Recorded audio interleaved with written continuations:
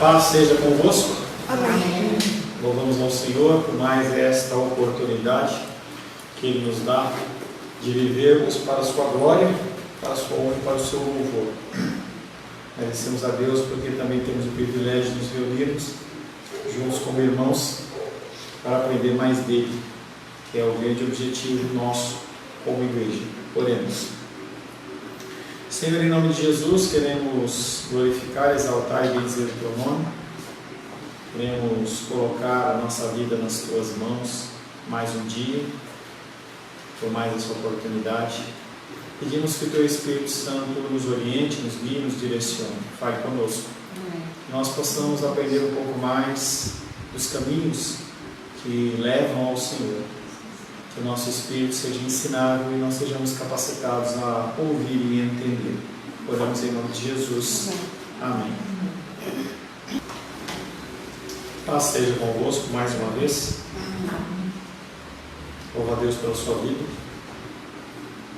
seja de forma presencial, seja de forma virtual. Aguardo o tempo em que nós possamos todos congregar presencialmente, também pela manhã. Sempre trago à memória você, mesmo que está longe, que você possa de vez em quando vir de uma forma presencial, possa crer que Deus, Ele é aquele que é o provedor e aquele que vai também sustentar você com esse recurso. Estamos na reta final desse breve estudo que nós trabalhamos sobre o processo bíblico da mudança. Nós temos, como já falamos, várias formas de mudar, várias formas humanas em que o homem está no centro, e nós temos o processo definitivo, o processo que leva durante toda a nossa vida, mas que resulta em uma mudança real e um resultado também real, que é a aceitação, a aprovação das nossas ações da parte de Deus. Semana passada, retrasada na verdade, nós trabalhamos esse conceito do processo de mudança, falando sobre o que nós devemos deixar para trás. Nós lemos alguns textos, entre eles Gálatas 5:19, Romanos 1:24 a 32, Coríntios 6:9 a 10 e Colossenses 3:5. O apóstolo Paulo vem trazendo coisas que devemos deixar para trás, coisas que nos são pesadas, coisas que fazem com que nós nos afastemos do nosso Senhor. E aí, na sequência dessas várias condições pecaminosas, nós levantamos o questionamento sobre se nós temos algum desses pecados na nossa vida, mesmo sendo cristão. Então, muitas vezes as pessoas elas entendem que por você ser cristão, você não pode mais cometer pecado, não tem mais problema. Há uma interpretação errada em relação a alguns versículos, mas nós temos a realidade quando nós olhamos no espelho e vemos o pecado patente aos nossos olhos nas nossas vidas. Nós nunca estaremos completamente livres de todos os pecados. Não há a possibilidade, menor que seja, de nós não termos em algum momento pecado. Nós pecamos por ações, nós pecamos em pensamentos, em omissões, toda sorte de formas que ninguém precisa ensinar, porque nós já sabemos. Nós falamos também que o velho homem ele se corrompe. E se ele for alimentado, ele vai continuar a florescer e vai se tornar cada vez mais forte. E aquela visão de Gálatas capítulo 5 que nós trouxemos do entendimento de que a carne ela sempre existiu, que é o nosso desejo pecaminoso, a nossa vontade, o nosso querer. E nós temos que alimentar o nosso espírito para que ele esteja cada vez mais pronto a guerrear contra os desejos da nossa carne. Você dizer não para a sua carne é algo muito difícil. A carne não se alimenta do fruto do Espírito, e sim dos nossos pensamentos e desejos pecaminosos. Acabei uma revisão de um livro nessa semana, que eu auxilio as pessoas lá na edição de livros, e inclusive estou devendo a Melise, não levei agora. E esse livro ele vem trazendo todo um processo de arrependimento, e ele fala bastante sobre testemunhos cristãos de pessoas que ao redor do mundo, ao redor das épocas, passaram por grandes lutas, dificuldades e que tiveram a sua fé provada.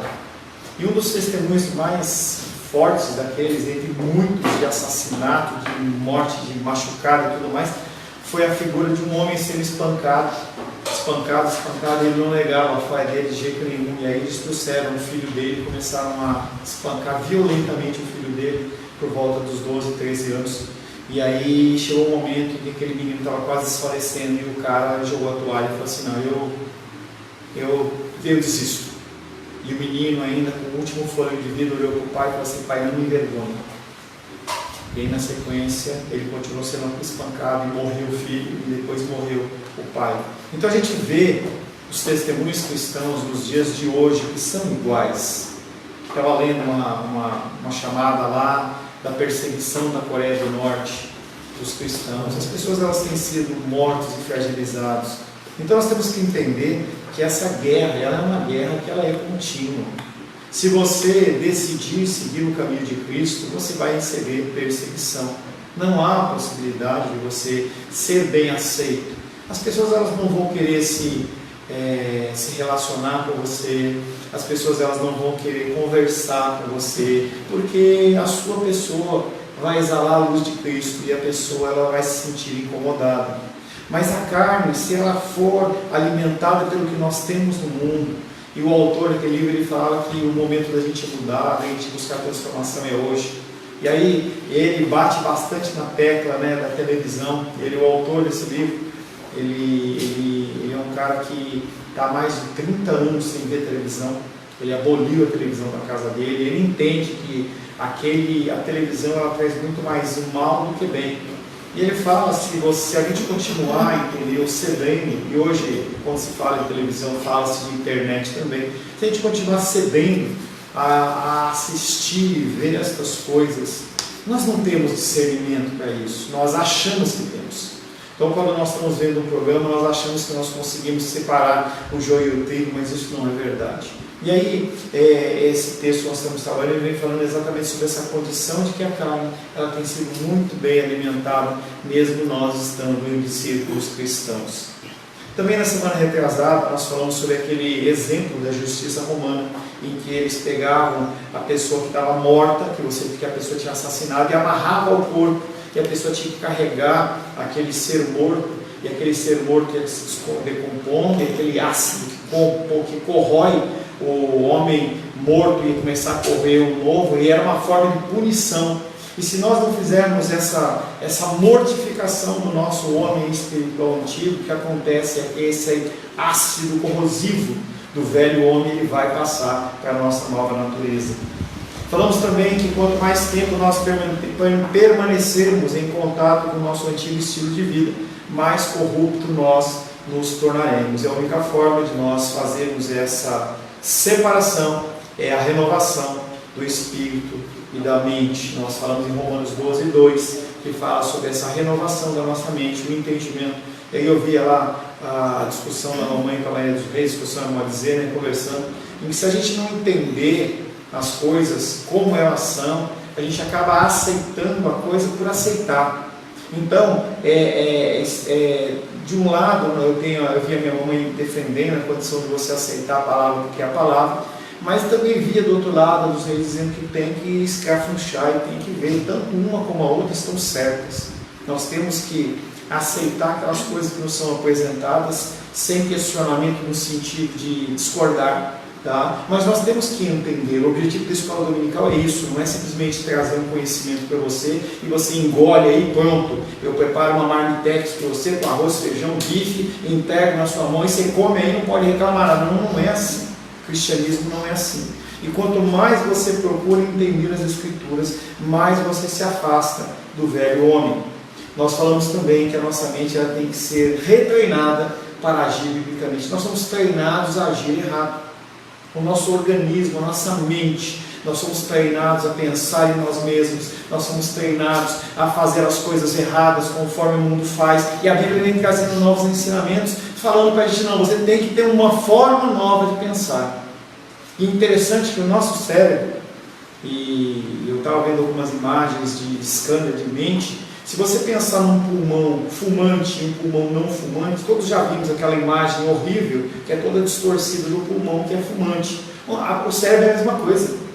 Quando nós vamos adequando a nossa mente a pensamentos pecaminosos, a nossa mente ela começa a se Você vê a diferença física de uma mente sã e uma mente doente, emocionalmente. Mas essa mente, ela consegue voltar à condição normal a partir do momento que você insere coisas boas. Então é uma faculdade chamada plasticidade. O nosso cérebro, ele é plástico e ele se adapta a uma condição ruim ou uma condição boa. E aí, finalmente, nós falamos que não basta você presumir que apenas um novo pensamento, ou uma ida na igreja, ou eu ler um pouquinho a Bíblia, que aí a partir daí você vai ser uma nova criatura. Não é assim que funciona.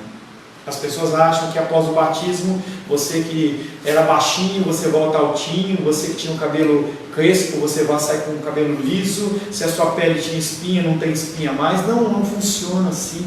O cristianismo é algo que demanda toda uma vida.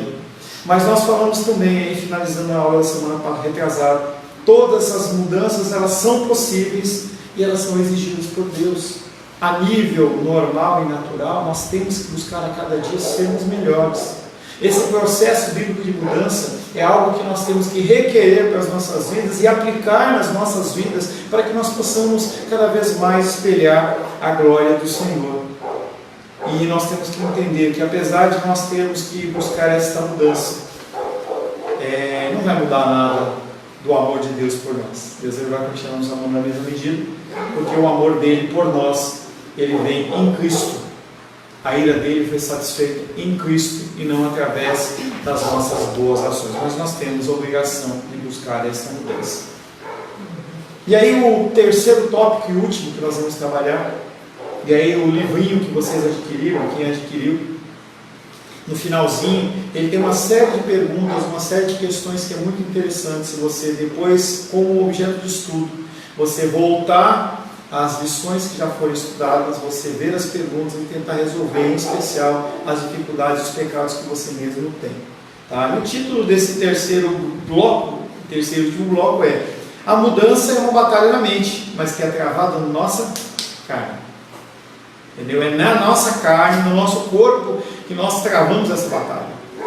A nossa mente, ela tem que ser transformada, ela tem que ser mudada, mas é a nossa vontade que tem que ser dominada através desse crescimento do Espírito Santo. Frequentemente me perguntam, diz o autor, sobre algumas maneiras práticas de mudar. Primeiro que eu não creio em maneira prática a mudança. É muito labor, é muita dedicação e é muita dependência do Espírito Santo. Mas algumas sugestões bíblicas para nós começarmos a nossa mudança. Primeiro que nós temos que entender novamente, a nossa mudança ela ocorre na nossa mente ou no centro do nosso corpo. Quando você fala mente, ou você fala coração, não cardio, o centro das nossas emoções, é lá que tem que exercer a ocorrer a mudança. É lá que tem que ocorrer a mudança. Tá? Não são hábitos. Mas a gente vê na televisão lá a Super Nani, ela coloca o bebezinho no canto e faz no lugar do castigo, mas quando vai no aeroporto não tem lugar do castigo, a criança vai no restaurante, entendeu? Então não é uma questão de comportamento, nós temos que ter uma mudança interna. A primeira coisa, a primeira sugestão é: pense em seus pensamentos. Parece uma redundância, mas não é. O que eu tenho pensado? O que eu tenho investido a minha mente? Será que a minha mente ela tem se voltado apenas para as coisas do mundo? Será que a minha mente ela tem se voltado para as coisas do Senhor? Reflita sobre os seus pensamentos, palavras, ações ou desejos. Será que eles estão glorificando a Deus? Antes de acontecer. Então, toda vez que você for planejar alguma coisa, o versículo ele fala bem legal, ele fala assim: antes de você fazer qualquer coisa, diga, se Deus quiser, eu farei isso. E é uma forma de você submeter a sua vontade à vontade de Deus, que foi o exemplo maior de Jesus Cristo no Monte do Getsemane, em que ele fala: Senhor, se possível, passa de mim esse cálice, mas que não seja feita a minha vontade, sim a sua. E nós temos como vida, pessoas de vida, nós temos projetos. Eles podem ser projetos pequenos, eles podem ser projetos grandes, eles podem ser decisões instantâneas, mas todas elas têm que ser colocadas na presença de Deus. Estava conversando ontem com o André, e a gente tem estabelecido uma aliança de trabalho, eu tenho procurado auxiliar em algumas coisas, e ele falou assim: pastor, eu tive que tomar uma decisão rápida. Não existe isso. Nenhuma decisão, ela é rápida, é necessário bastante que você não possa curvar a sua cabeça, nem que seja 2 segundos. Nem que seja 2 segundos. E aí não adianta você querer trazer o pensamento de situações extremas. O cara está morrendo, ou eu faço uma transfusão. Não. A grande maioria das nossas decisões, elas não são extremas. Elas são decisões que nós podemos parar e pensar. Em 2 segundos, 10 segundos, 1 minuto que você pare: Senhor, eu estou diante dessa situação, o que eu devo fazer para glorificar o Senhor? Faz toda a diferença. Vocês? Esse, se Deus quiser. A maioria das vezes a gente diz isso por um lado. Ninguém pensa se vai ficar dentro de si dizer: será que Deus quer? Para poder dizer. Diz automaticamente. Por quê? Porque quando nós pensamos em mudança, nós temos que mudar primeiro aonde? Esse tipo de mudança que você está falando é uma mudança de fora para dentro. É a mudança do cabelo grande, é a mudança da maquiagem que não pode usar, é a mudança do homem que não pode jogar um short ou não pode jogar futebol. São todas mudanças exteriores para que as pessoas elas se sintam bem, e não uma mudança que é interior. Então nós temos que desenvolver um hábito, sim, mas um hábito a partir de um constrangimento e convencimento interno, que é a questão, por exemplo, da oração do Pai Nosso. Que aí as pessoas já fizeram discipulado comigo, eu falo: reza e oração é a mesma coisa, a palavra é a mesma. Simplesmente nós temos a condição católica romana, que fala reza, e nós, como protestantes, parece que a gente protesta contra tudo, inclusive contra essa palavra, que é reza. E aí nós achamos que nós não podemos repetir, sendo que o próprio Cristo, você fala assim: vocês vão orar, e se você traduzir da maneira católica, vocês vão rezar assim, repita isso. O problema é que você não pode repetir de uma forma mecânica. A repetição vã, ela é condenada, e não a repetição. Senão a gente não poderia trabalhar com as Escrituras. Tá? Então nós temos que primeiramente pensar nos nossos pensamentos. É algo que se perdeu com o tempo, e você parar no final do dia e você falar assim: como foi meu dia? Será que eu agi bem? Será que eu não agi bem? Comi muito, comi pouco? Falei mal, falei bem? Falei de Cristo, não falei? Como que eu agi ou como não agi? A gente não para mais para pensar nos nossos pensamentos. Pastor, tem um versículo, mais ou menos, que eu não sei muito bem escrito assim, mas tem Provérbios que falam, mais ou menos assim, não sei direitinho, mas entregue ou submete os seus planos ao Senhor. Caminhos ao Senhor. Não é nesse não. Entregue os seus planos, projetos, ou submeta-os ao Senhor, e eles serão bem-sucedidos. Por quê? Porque quando você entrega os seus planos ao Senhor, Ele vai fazer aquilo conforme a vontade dEle, não conforme a sua vontade. Quando você começa a entender o modo de agir de Deus, que as Escrituras falam, você não vai pedir coisa absurda. E aí aqueles versículos que dizem: peça qualquer coisa em meu nome que vai receber. Aí você recebe. Por que você recebe? Porque você não está pedindo para você, como o Tiago fala, para a satisfação do meu desejo. Eu estou pedindo segundo a vontade de Deus. Quando eu peço uma coisa segundo a vontade de Deus, Ele faz, não porque eu estou pedindo, e sim porque Ele vai fazer. E a gente começa a mudar o esquema das nossas orações, em que nós somos o centro. E aí, quando a oração ela é focada no que Deus quer, a coisa acontece. Tem que ter maturidade, né, pastor? Porque aí a pessoa tem que estar preparada tanto por si quanto por não. Mas essa maturidade vem como? Leitura das Escrituras. É o que a gente vem fazer na escola dominical. É aprender para praticar. Sim. Se você não aprender, como que você vai praticar? Tem pessoas que aprendem e não praticam. São os conhecidos iníquos. Mas as pessoas que ouvem e praticam, essas são os benditos do Senhor. Então a primeira coisa é pensar nos seus pensamentos. Mas pensar em que ótica? Para isso que nós precisamos memorizar as Escrituras. Se a gente olhar os rabinos ou os judeus no Antigo Testamento, Eles sabiam o Antigo Testamento de cor. Eles sabiam Gênesis, Êxodo, Levítico, Número e Deuteronômio de cor. Por que a nossa mente não consegue? Por que a gente não consegue saber decorar o Salmo 23? Por que a gente não consegue decorar as passagens das Escrituras?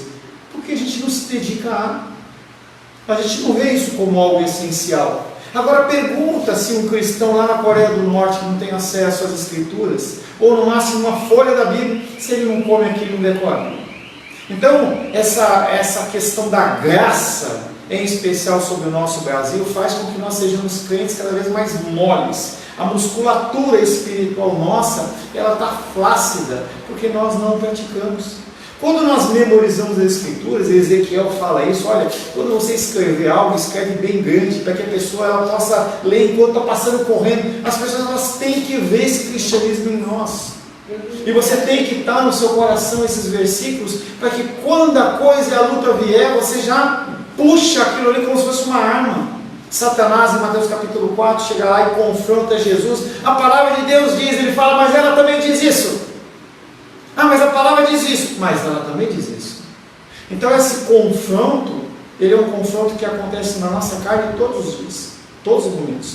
Sejam enfermidades, sejam problemas financeiros, emocionais, espirituais. E se você não tiver os versículos vivos, não para repetir de uma forma vã, mas para sacar com aquela segurança sua, você sucumbe. Memorize as Escrituras que se relacionam especialmente com o pecado com o qual você está lutando. Se nós estamos falando sobre um processo bíblico de mudança, você tem que identificar na sua vida qual é o problema que você tem. Pornografia, adultério, vícios, mentira, falta de confiança em Deus, idolatria, feitiçaria, sei lá qual é o problema. Você tem que identificar isso na sua vida e você tem que começar a buscar, a ler a Bíblia e começar a marcar, olha, pera um pouquinho, esse versículo tem a ver com o meu pecado. Poxa, se eu sou ansioso e angustiado, eu vou ter que ter esses versículos na ponta da língua, para que quando a ansiedade e a angústia vier no meu coração, você possa encher o pulmão e falar, o Senhor, Ele é o meu pastor e nada me faltará. E quem está falando isso é Deus. E você começa a guerrear contra a sua carne. E é uma coisa que eu comento com a minha esposa, que isso acontece normalmente, pelo menos comigo, na noturna. Quando você dorme, aí você dá aquela relaxada. Quando você acorda, às vezes você acorda atribulado de noite ou de manhã, angustiado. É hora de você começar a lutar com aqueles versículos que você conhece. Para você lutar e você poder falar, opa, carne, para aí, você está errada. Entende? Você começa a lutar com isso. Pense nos seus pensamentos, memorize as Escrituras, seja honesto com Deus. Você não tem nada a esconder dele. Talvez você aqui na igreja, eu me visto assim, eu penso desse jeito e tal, mas quando você sai daqui, você é outra pessoa. E aí nós temos que entender que nós, quando estamos perante Deus, nós temos que ser sinceros. Porque você pode se esconder do olhar do seu esposo, da sua esposa, do seu pai, da sua mãe, do seu pastor, do seu chefe, mas você não consegue fugir dos olhos de Deus. A palavra de Deus diz que os olhos do Senhor estão sobre toda a terra. Salmo 139, abre aí, por gentileza. Diene, Salmo 139, versos 1.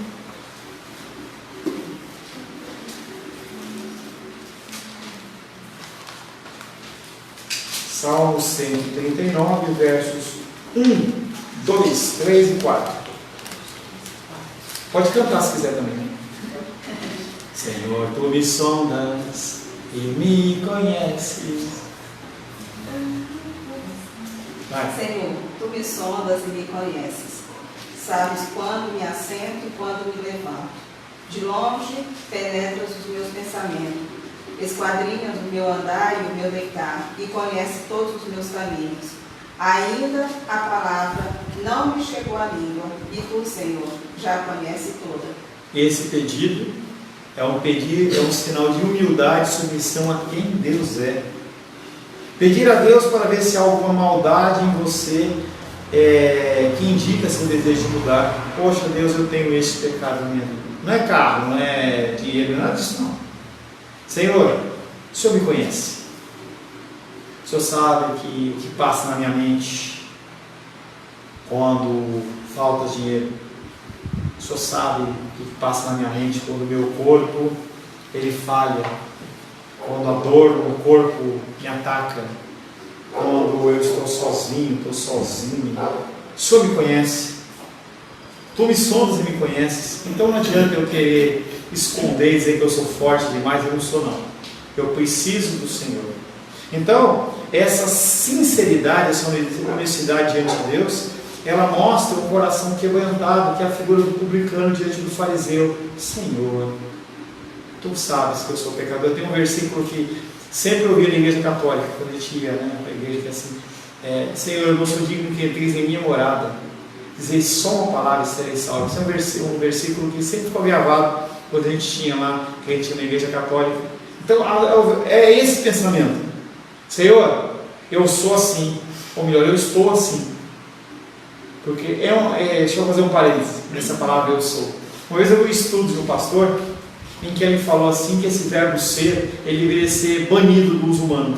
Eu fiquei querendo entender, né, o que ele queria falar. Ele falou assim, que eu não sou o marido da Rosângela, eu estou o marido da Rosângela.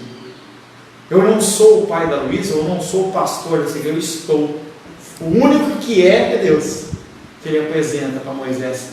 Diga que o eu sou está mandando você. Então a gente tem que, quando a gente faz esse pequeno jogo de palavras, de estou e sou, a gente percebe a transitoriedade do nosso ser.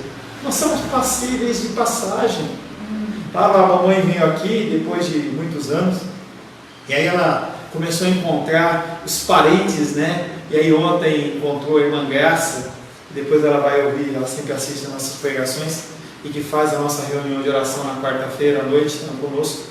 Fazem quantos anos, mamãe, que não via ela? 50 anos. Olha que loucura!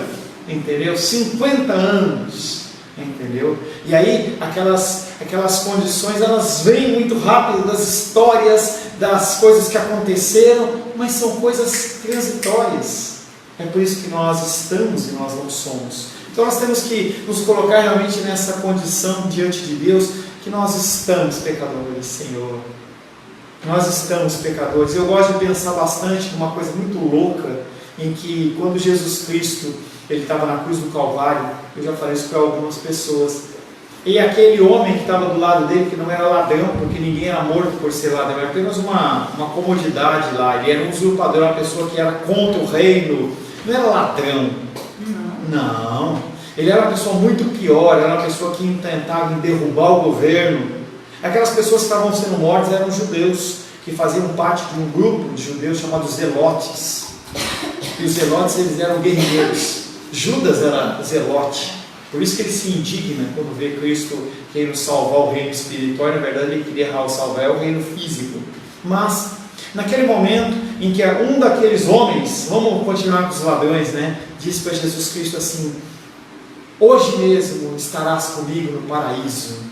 Jesus Cristo ele fala de uma maneira muito séria, ele fala como Deus. Eu creio que Jesus Cristo não morreu. E no tempo de Deus, o que acontece? Ele está lá com Deus, está andando nos jardins celestiais, mas quem mais estão lá? Está lá no Kairos de Deus, que é fora do nosso cronológico. A minha titia está lá, o irmão Cláudio está lá, a mamãe da dos Reis está lá, o papai da Melícia está lá. E onde nós estamos? Na glória, nós já estamos lá também, porque o tempo de Deus é fora do nosso tempo. Então no dia de hoje, dentro do Kairos de Deus, nós estamos lá, olhando para cá. É um pensamento muito doido na minha cabeça, mas vamos lá, entendeu? É doido, né? Mas é legal. Eu queria abrir um aspas, que assim, eu fico com medo quando você abre aspas, que você vai lá na estação lá de Ceilândia. Eu vou tentar resumir. Mas eu falei, gente, de manhã eu falei, nossa, que incredulidade. Pode parecer um radicalismo, mas o agir de Deus diário, porque eu peço para minha namorada do meu irmão sempre colocar o despertador para mim quando eu preciso acordar muito cedo, né?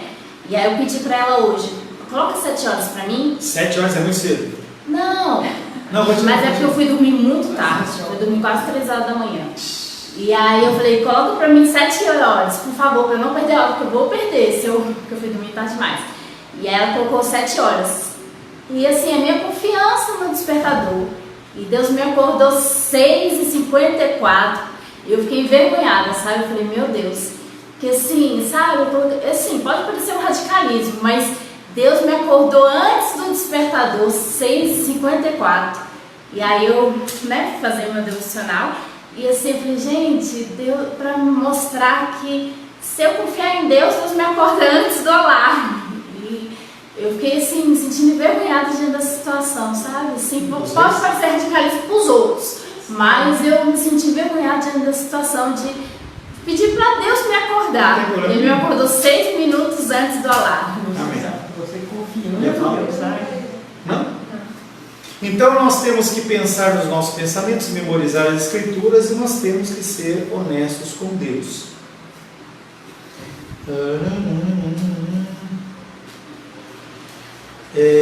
Quarto, confesse seu pecado a Deus. Se quando você vai ao médico, o médico ele olha para você e fala o quê? Em que posso te ajudar? Você vai no médico com algum problema. Não, doutor, estou muito bem. Fiz os exames de sangue, está tudo em ordem. Minhas taxas sanguíneas estão todas beleza. Tenho praticado exercício 3 vezes por semana com regularidade. Acordo bem, me alimento saudável. Não dói nada. E o médico vai olhar para você e falar o quê? Ué, por que você veio aqui? Quando nós vamos a Deus buscando uma mudança do nosso ser, a primeira coisa que a gente tem que fazer é reconhecer o nosso pecado. Confesse o pecado. Luísa, 1 João capítulo 1, verso 8 e 9. 1 João capítulo 1, verso 8 e 9.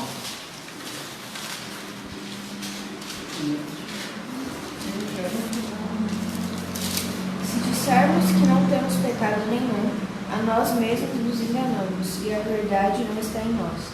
Se confessarmos os nossos pecados, Ele é fiel e justo para nos perdoar os pecados e nos purificar de toda injustiça. Se você não falar qual é o teu problema, como é que vai acontecer essa coisa? Como é que essa transformação vai ocorrer? Não é porque Deus ele precisa da sua intervenção. Deus ele só vai ser fiel e justo se você falar, não é isso. Mas Ele espera que você reconheça o pecado do seu ser. Ele espera que você entenda. E isso aconteceu com Abraão, quando ele levou o seu filho ao Monte Moriá. Aconteceu com o povo de Israel no deserto. Aconteceu várias vezes que o povo de Israel foi provado e colocado simplesmente para que eles pudessem conhecer o seu próprio coração. Não é Deus que vai querer conhecer o seu coração, Ele já conhece. A palavra nem chegou na nossa boca, Ele já sabe. Ele já escreveu todos os nossos dias. Nós não fazemos nada fora do seu desejo, da sua vontade, mas Ele espera que nós ajamos de uma forma submissa. E Deus, eu tenho esse pecado. E eu quero esse cuidado. Admitir o seu pecado é um sinal de que o Espírito Santo está operando dentro de você. Confissão é concordar com Deus que o que você fez é errado e ofensivo para Ele. A partir do quê? Não é uma visão, não é nada. É você ler o texto bíblico e você fala assim, eu estou errado. A palavra de Deus ele tem que me constranger. Quando você sabe que errou, é responsável por mudar seu comportamento por meio da renovação da sua mente. Se eu estou com um problema de fumo no meu pulmão, o médico fala para mim assim, olha, se você não parar de fumar, você morre. Não é o médico que vai fazer você mudar. É você que tem que parar de fumar. Se eu tenho um problema de diabetes, você tem que parar de consumir açúcar. Se você tem problema de pressão, o exame identificou, você tem que diminuir ou parar de comer comida com muito sal. Quando você identifica um pecado na sua vida, a palavra de Deus é que vai te convencer e vai te dar a capacitação para que você faça o quê? Mude o seu comportamento. Porque o comportamento é algo externo. Se você mudou o interior, o teu externo ele vai mudar naturalmente. Por quê?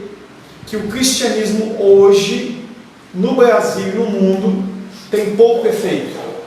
Porque o nosso cristianismo ele é superficial.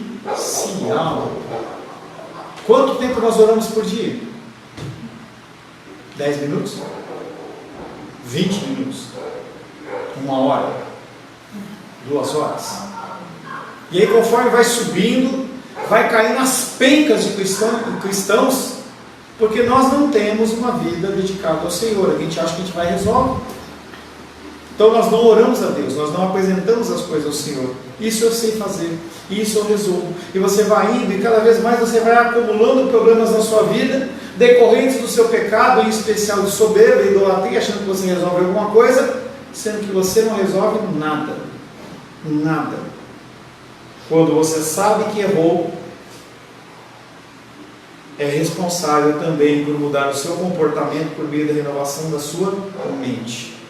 Nós temos as parábolas, nós temos os exemplos que Jesus Cristo dá nas Escrituras, sempre ele traz a figura da agricultura, da pecuária, de coisas naturais, porque é muito mais fácil você linkar, fazer a ligação de um ensino bíblico com uma coisa natural. Então ele fala, olha, os caras falam assim, pô, se você faz esses milagres de onde? Ó, fala uma coisa, como é que vocês conseguem ver o céu, e o céu está meio vermelho assim, vocês dizem que vai chover, entendeu? E vocês não conseguem identificar isso? Então, Jesus ele sempre traz, olha, eu sou como uma galinha, que eu quero colocar as minhas asas e você me baixa, mas vocês não quiseram, pintinhos rebeldes, e aí ficam suscetíveis ao ataque dos gaviões e tudo mais. Então ele fala, entre debaixo da asa. Então ele vem trazendo essas analogias, e a analogia da medicina com o nosso corpo, ela também é muito válida. Por que nós sabemos tratar tanto o nosso físico, e nós não conseguimos querer tratar o nosso espiritual? Nós temos que buscar fazer isso. Mantenha um diário de pensamentos, é algo que eu utilizo muito em relação aos meus aconselhantes. Você identifica o pecado na sua vida. Toda vez que aquele pecado ocorrer, vá para o caderninho e escreva como que ele ocorreu. Ele ocorreu tal hora do dia. Ele ocorreu porque a minha filha me afrontou, ou porque não tinha o café, ou porque, sei lá, e você começa a montar uma coisa como se fosse um exame médico, você começa a identificar que a maioria das vezes que você comete aquele pecado, ela comete de uma forma assim. Oh, pera um pouquinho, é nessa parte do dia, nesse momento, é porque eu não dormi direito, é porque eu comi açúcar, é porque eu não fiz exercício, ou toda vez que eu deixo de fazer exercício eu não durmo bem. Você começa a identificar na tua vida de uma forma natural, e você começa a mudar o seu comportamento.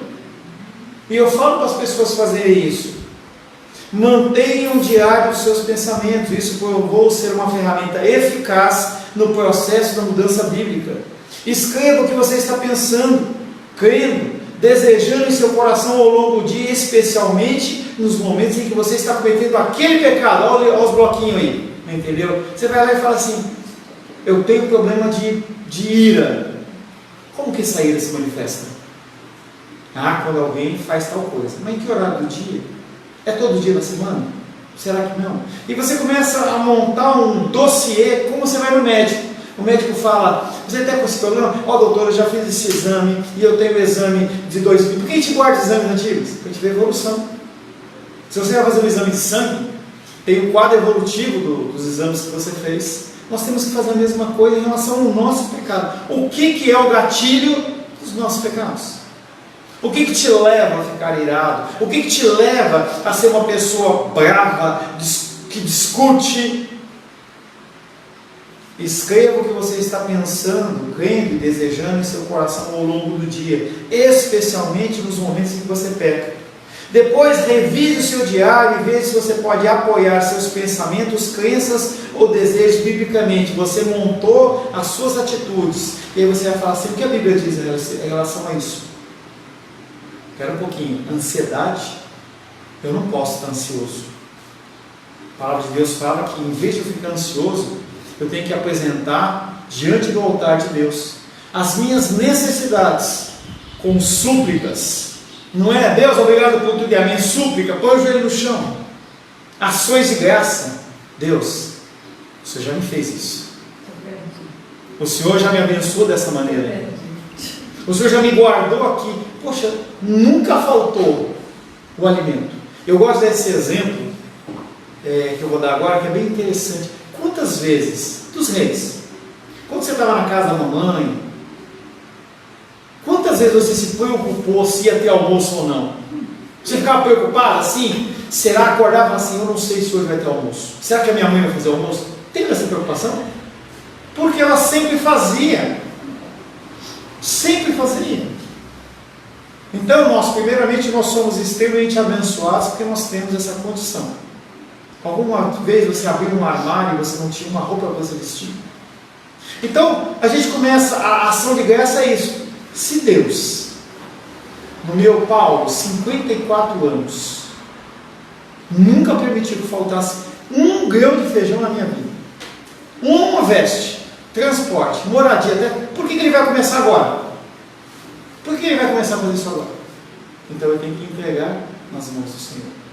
E se tiver algum propósito para que isso venha a acontecer, é para o meu crescimento espiritual, porque você vai começar a desenvolver esse hábito. Por bem que nós não temos o hábito de confiar em Deus, nós temos o hábito de confiar naquilo que nós vemos. Isso não é fé. Fé é você crer em alguma coisa que você não está vendo. Isso é fé, e nós temos que desenvolver nossa fé. Depois de você escrever, você revisa o seu diário e veja se aquele pecado seu, ele está apoiado biblicamente. Veja se você pode encontrar nas Escrituras algo que contextualmente apoia você, ou as Escrituras revelam que você está errado. E é isso que nós temos que buscar. A Bíblia, ela é a palavra de Deus, ela não contém, ela é na sua totalidade. Da mesma maneira que Deus se apresenta como eu sou, a Bíblia é a palavra de Deus. O que nós temos de Gênesis e Apocalipse, exceto aqueles comentários, né, da Bíblia da mamãe, do vovó, titia, Bíblia do pregador, aquilo lá não tira fora. Mas o que é texto bíblico, aquilo vai se cumprir. Nem um tio vai deixar de se cumprir. Ué, será que Deus que falou isso, ele não vai cumprir isso? Veja se você está certo segundo as Escrituras, se você está errado. Se você está errado, confesse seu pecado a Deus, agradeça-lhe pelo seu perdão e procure memorizar os versículos que se referem às suas lutas pecaminosas específicas. Ou seja, toda vez que aquele pensamento, o velho homem, você fala, a palavra de Deus diz isso. Eu creio na palavra de Deus. Eu decido, modo de dizer claro, eu decido acreditar em Deus. A gente só diz isso na hora que está precisando de Deus. Que seja, mas que seja, pelo menos nessa hora. Pois é, tem vezes que Deus nem faz só para mim deixar de ser Cristo. Porque você só crê nele na hora que precisa dele. Não, eu acredito, você vai ficar bom, você vai ver. Aí a pessoa nem fica. Mas o ser humano, ele é assim. E Deus sabe que o ser humano é assim. Por isso que, vez após vez, Deus enviava juízes para resgatar aquele povo que ia voltar a pecar e se rebelar contra ele. E Deus sabe disso. Por isso que o meu sacrifício e o seu sacrifício não valem nada. Por isso que havia necessidade do sacrifício de Cristo, para que fosse um sacrifício perfeito, único e agradável ao Senhor. E toda vez que você estiver passando necessidade, você vai fazer o quê? Você vai para a cruz. Senhor, Tu me sondas e me conheces. Sabes quando me assento e quando me levanto. Ou então canta a musiquinha, né? Eis-me aqui, outra vez, diante de Ti. Mas a música é essa, é isso que é a música. Senhor, de novo eu estou aqui, mesma coisa. E Deus olha para você e fala assim, perdoado. Vai, não peques mais. Aí daqui a pouco você volta na mesma condição. Amém, queridos? É um Deus maravilhoso. Pense nos seus pensamentos, memorize as Escrituras, seja honesto com Deus, confesse o seu pecado a Deus, mantenha um diário dos seus pensamentos e após o intervalo nós estaremos retomando mais alguns 6 ou 7 passos. Tenha cuidado para não ficar dizendo eu sou. Eu sou, Tira o eu sou e muda para eu estou. Deus te abençoe e te conceda graça. Não deixe de voltar. Te espero.